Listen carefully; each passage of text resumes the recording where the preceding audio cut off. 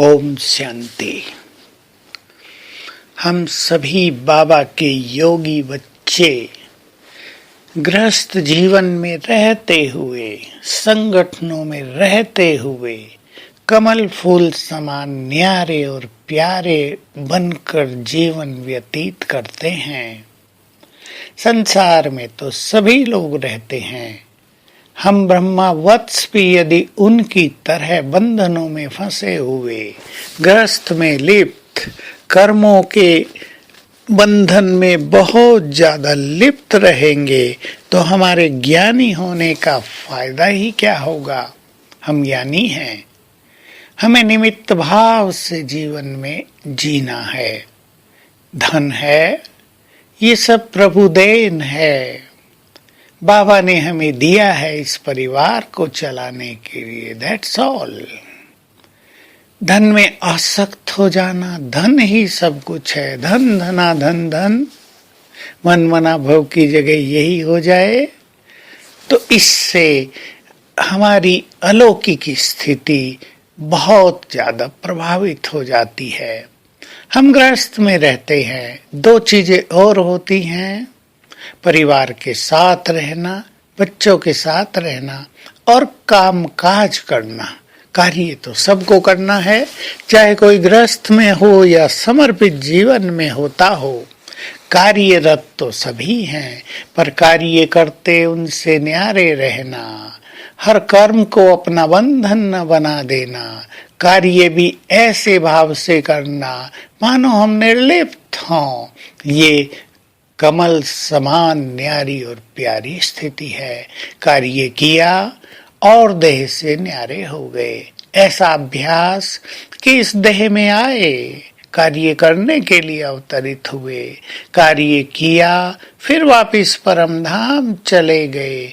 ये है सर्वश्रेष्ठ कमल समान स्थिति। ऐसे ही सबके साथ रहते हैं। अब सबके साथ जब मनुष्य रहता है तो कहीं ना कहीं उसकी मोह ममता लगाव बन ही जाता है।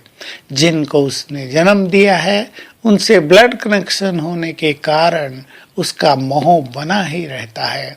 लेकिन ब्लड कनेक्शन तो सबके ही हैं, लेकिन आत्मिक कनेक्शन बनाना ये अलौकिकता है, ये कमल समान न्यारी स्थिति है।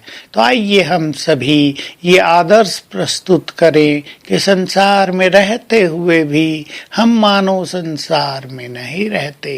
संसार में रहते हुए भी हम अपने धाम में रहते हैं। जैसे कोई व्यक्ति अपने घर से काम धंधा करने के लिए 15-20 दिन के लिए किसी दूसरे शहर में गया हो बिजनेस पर्पज से, उसको कैसी स्मृति है, घर मेरा वहां है, यहां मैं आया हूं।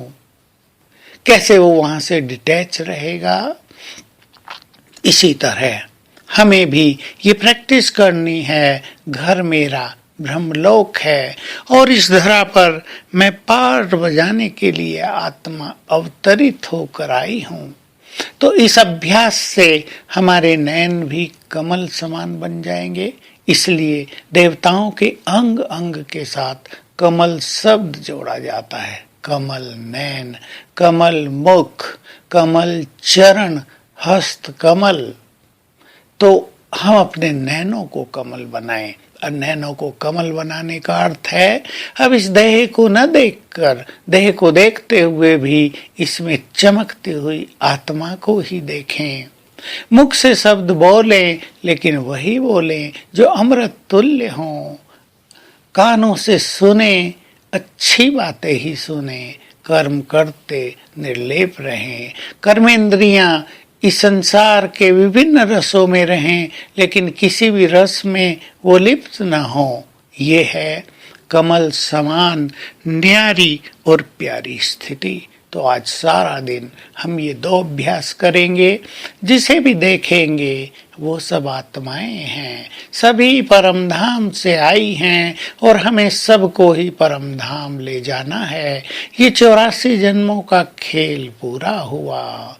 अब ये देह और देह का सब कुछ, धन संपत्ति, मकान, दुकान, ज्वेलरी, सब कुछ यहीं छोड़कर हम सबको वापस चलना है। और मैं आत्मा भी इस देह से न्यारी हूं, मुझे भी सब कुछ छोड़कर वापस जाना है। तो इस तरह जाने की स्मृति रखेंगे और जाने की स्मृति के द्वारा इस संसार को खेल की न्याय देखेंगे। और देखें ऐसा करने से कितना सुंदर आनंद जीवन में आता है। ओम शांति।